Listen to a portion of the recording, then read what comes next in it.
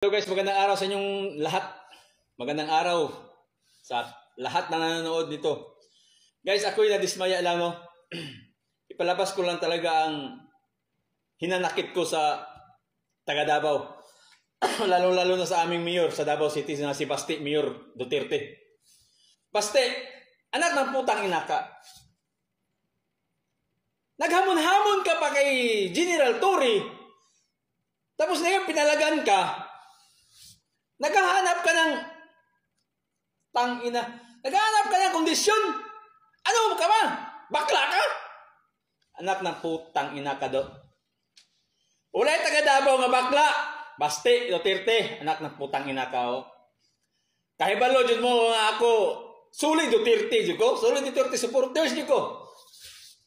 Patay pa ganit ko diri sa TikTok.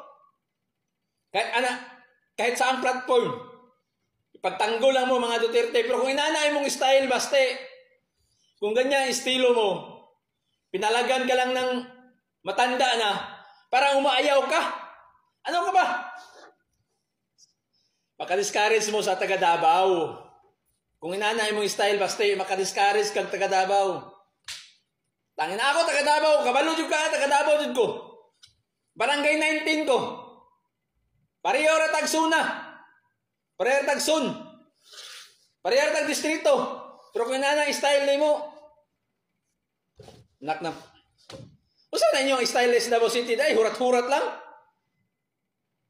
Ang musukol sa inyo, siyempre hindi yun musukol sa inyo kay mga Duterte good mo. Di ba?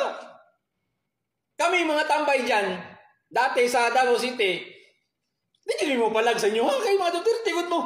O palag sa inyo, papusilon mamin ninyo. Nga karon nakita na dyan na, oh. Nga gamon-hamon ka kay General Torre. Gipalagan ka, dili ka.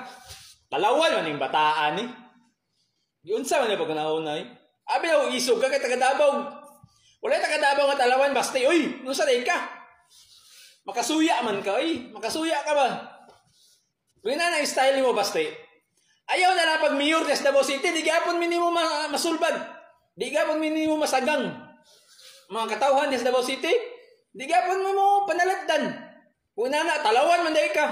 Maayo ra man day ka hurat. Ako naglagot ko si mo ba? Ako pauli ako dabe.